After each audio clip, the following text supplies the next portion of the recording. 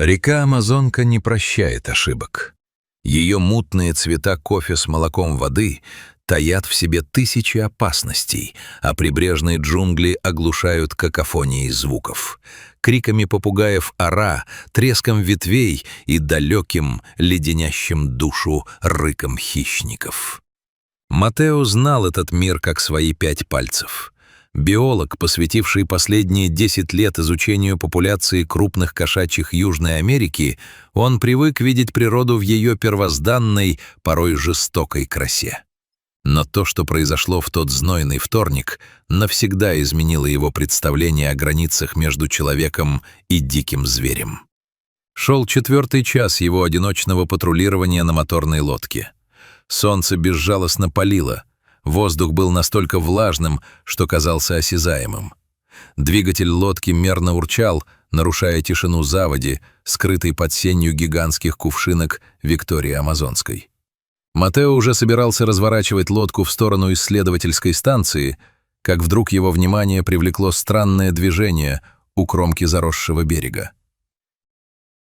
Сначала он подумал, что это анаконда или крупный кайман, обычные обитатели этих мест. Вода лениво расходилась кругами, обнажая массивный темный силуэт, медленно движущийся прямо к лодке. Матео инстинктивно сбросил газ, переведя мотор на холостой ход. Лодка замерла, покачиваясь на воде. Существо приближалось. Когда до него оставалось около 20 метров, Матео почувствовал, как по спине пробежал холодок, а сердце пропустило удар. Из воды показалась круглая мощная голова с характерным розетчатым узором. Это был ягуар. Самый крупный и опасный хищник нового света, но что-то в его поведении было в корне неправильным. Ягуары — великолепные пловцы, они грациозны и стремительны в воде. Этот же зверь двигался тяжело, судорожно хватая пастью воздух. Его уши были прижаты к голове, а в желтых глазах застыло выражение, которое Матео никак не ожидал увидеть у хозяина джунглей. Это был чистый первобытный страх и мольба. Зверь подплывал все ближе. Матео застыл, боясь шевельнуться. Разум исследователя кричал: «Заводи мотор и уходи! Это смертельно опасный хищник! Он может запрыгнуть в лодку!» Но сердце подсказывало другое. Когда ягуар приблизился почти вплотную, Матео увидел причину его слабости. Вода вокруг пятнистой шкуры окрасилась в слабый багровый оттенок. Из глубокой рваной раны на плече, по всей видимости, следа от жестокой схватки с крупным кайманом или последствий встречи с браконьерами, хлестала кровь. Левая лапа хищника висела плетью. Он плыл на одних только волевых усилиях, из последних сил удерживая голову над поверхностью воды. Ягуар ткнулся массивной мордой в резиновый борт лодки. Матео затаил дыхание. Дикая кошка подняла глаза на человека. У них не было ярости. Зверь тихо, жалобно заскулил, звук совершенно не вяжущийся с его грозным обликом. Он словно говорил: «Я больше не могу. Помоги мне». Хищник попытался зацепиться здоровой лапой за край борта, но когти скользили по гладкому материалу, и он начал погружаться в воду, шумно втягивая ноздрями воздух и пуская пузыри. Матео понял. Если он сейчас ничего не сделает, этот великолепный самец просто утонет у него на глазах. Забыв о технике безопасности, инструкциях и инстинкте самосохранения, биолог опустился на колени у самого борта. «Тише, парень, тише!» Негромко, ласково заговорил Матео, стараясь, чтобы его голос звучал максимально спокойно. Животные тонко чувствуют интонацию, и ягуар, услышав человеческий голос, перестал судорожно бить лапами. Он замер, удерживаясь на воде и глядя прямо на мужчину. Матео протянул руку. Это был момент абсолютного безумия. Один взмах этой когтистой лапы мог лишить его жизни.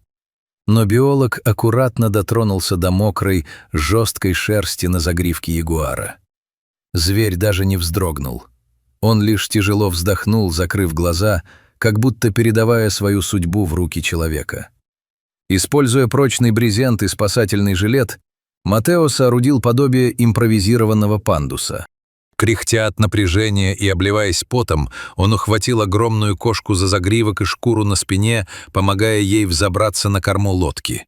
Ягуар весил не меньше 80 килограммов, и каждый сантиметр подъема давался с огромным трудом.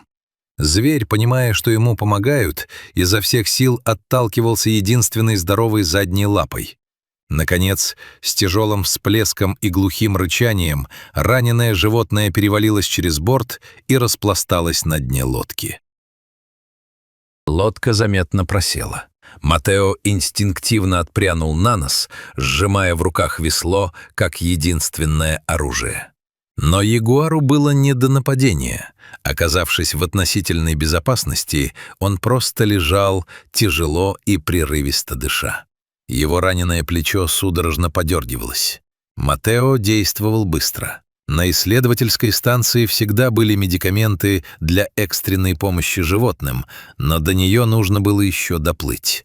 Прямо сейчас нужно было остановить кровотечение. Он взял аптечку первой помощи, достал крупный флакон с антисептиком и стерильные марлевые отрезы. Медленно, шаг за шагом, приблизился к затихшему хищнику. Ягуар приоткрыл один глаз, следя за движениями человека, но не сделал ни одной попытки огрызнуться. Матео щедро залил рану антисептиком. Зверь лишь глухо зарычал от боли, но остался лежать неподвижно. Затем биолог прижал к ране плотный ватно-марлевый тампон, фиксируя его эластичным бинтом, обернутым вокруг мощной груди кошачьего. «Потерпи, друг, сейчас мы доберемся до базы», — прошептал Матео. Он завел мотор на минимальные обороты, чтобы не пугать раненого пассажира громким звуком, и лодка медленно поплыла по течению. Этот путь казался вечностью. Ягуар лежал на дне лодки, его хвост изредка поддергивался. Время от времени он поднимал голову и смотрел на Матео, сидевшего у румпеля мотора. В этих взглядах больше не было дикости, только странное, противоестественное для дикого хищника доверие. Когда лодка, наконец, причалила к деревянному пирсу исследовательской станции, коллеги Матео лишились дара речи. Вызванная по рации ветеринарная бригада уже ждала на берегу с носилками и транквилизаторами на случай, если зверя придется усыпить для его же безопасности. Эвакуация прошла на удивление гладко. Ягуар, обессилевший от потери крови, почти не сопротивлялся, когда его переносили в специальный вольер для реабилитации. Прошло 3 недели. Благодаря антибиотикам, правильному уходу и невероятной жизненной силе рана ягуара затянулась. Он снова превратился в того самого гордого, опасного и грациозного хищника, каким и должен быть. Из соображений безопасности Матео больше не подходил к нему близко. Дикое животное должно оставаться диким, чтобы выжить в джунглях. День выпуска на волю был пасмурным. Клетку привезли на ту самую заводь, где произошла их встреча. Дверца вольера поднялась. Ягуар не выскочил сразу. Он медленно, осторожно вышел на мягкую землю, потянулся, разминая зажившую лапу, и осмотрелся. Затем он повернул голову в сторону лодки, где стоял Матео. Они смотрели друг на друга несколько секунд. Никаких звуков, никаких движений. Это было молчаливое прощание и признательность, понятная без слов. Развернувшись, ягуар мощным прыжком скрылся в густых зарослях Амазонки, растворившись в зеленом океане, словно его там никогда и не было. Эта история стала живым напоминанием. Даже у самых опасных созданий на Земле есть моменты уязвимости, а сострадание способно стереть любые границы между видами.